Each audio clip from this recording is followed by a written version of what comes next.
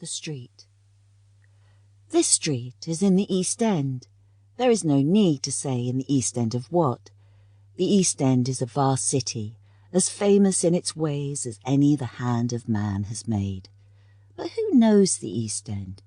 It is down through Cornhill and out beyond Leadenhall Street, an Aldgate pump, one will say. A shocking place where he once went with a curate, an evil plexus of slums that hide human creeping things, where filthy men and women live on penn'orths of gin, where collars and clean shirts are decencies unknown, where every citizen wears a black eye, and none ever combs his hair. The East End is a place as another, which is given over to the unemployed, and the unemployed is a race whose token is a clay pipe, and whose enemy is soap. Now and again it migrates bodily to Hyde Park with banners and furnishes adjacent police courts with disorderly drunks. Still another knows the East End only as a place whence begging letters come. There are coal and blanket funds there, all perennially insolvent, and everybody always wants a day in the country. Many and misty are people's notions of the East End, and each is commonly but the distorted shadow of a minor feature.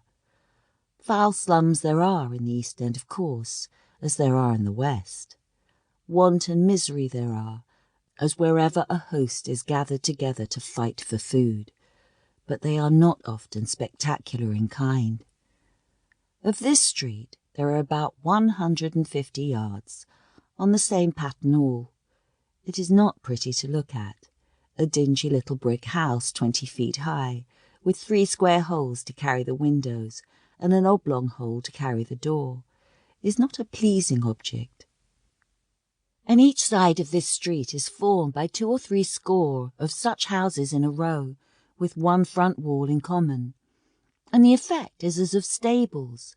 Some who inhabit this street are in the docks, some in the gasworks, some in one or other of the few shipbuilding yards that yet survive on the Thames.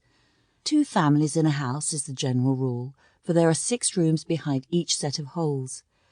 This, unless young men lodgers are taken in, or there are grown sons paying for bed and board.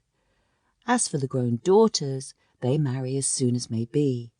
Domestic service is a social descent, and little under millinery and dressmaking is compatible with self-respect.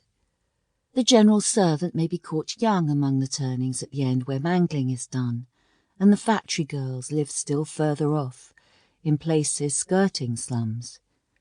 Every morning at 5:30 there is a curious demonstration. The street resounds with thunderous knockings, repeated upon door after door, and acknowledged ever by a muffled shout from within. These signals are the work of the night watchman, or the early policeman, or both, and they summon the sleepers to go forth to the docks, the gasworks, and the shipyards. To be awakened in this wise costs 4d. a week, and for this 4d. a fierce rivalry rages between night watchman and policeman. The night watchman, a sort of by-blow of the ancient Charlie, and himself a fast-vanishing quantity, is the real professional performer. But he goes to the wall, because a large connection must be worked if the pursuit is to pay at 4d. a knocker. Now, it is not easy to bang at 2 knockers 3/4 of a mile apart, and 100 others lying between, all punctually at 5:30.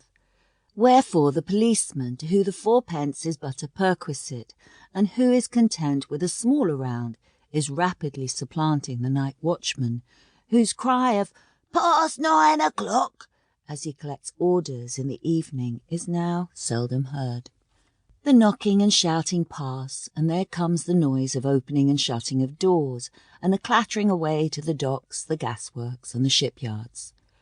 Later, more door-shutting is heard, and then the trotting of sorrow-laden little feet along the grim street to the grim board school 3 grim streets off. Then silence, save for a subdued sound of scrubbing here and there, and the puny squall of croupy infants. After this, a new trotting of little feet to docks, gasworks, and shipyards, with father's dinner in a basin and a red handkerchief, and so to the board school again. More muffled scrubbing and more squalling, and perhaps a feeble attempt or two at decorating.